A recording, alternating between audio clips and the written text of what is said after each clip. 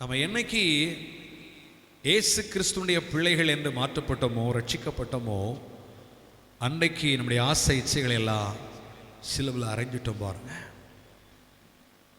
தேவனுக்கு உகந்த பிள்ளைகளாக ஒரு கனி உள்ள ஒரு வாழ்க்கை இந்த உலகத்தில் நான் வாழ்ந்து காட்டணும்னு சொன்னால் நம்மளை சாந்தம் வேணும், இச்சை அடக்கம் வேணும். இந்த உலகத்தில் மனுஷனுடைய வாழ்க்கையில் பலரை பார்த்து இச்சித்து, இச்சையினால் மனுஷன் விரும்புகிற காரியத்தை தனக்கு சுதந்திரிக்க வேணும் என்று பல விதத்தில் அவன் மனுஷனை ஏமாற்றி கொண்டிருக்கிற காலம்.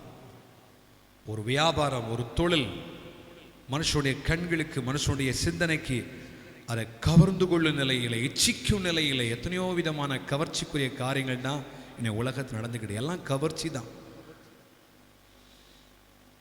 ஆண்டவராயிருக்கிற கர்த்தர், அவரை ஆராதிக்கிற பிள்ளைகளாயிருக்கிற உங்களிலும் என்னிலும் ஒரு இச்சையடக்கம் தேவை. மாம்ச இச்சை என்பது நமது வாழ்க்கை கெடுதிக்குள்ள கொண்டு போய்விடும். நாம் ஒருபோதும் மாம்ச இச்சைக்கு உடன்பட்டு போகக்கூடாது. ஆமென். ஆண்டுடைய பிள்ளைகளாயிருக்கிற நம்மிலே ஒரு கனிவுள்ள ஒரு வாழ்க்கையை விரும்புகிறார்.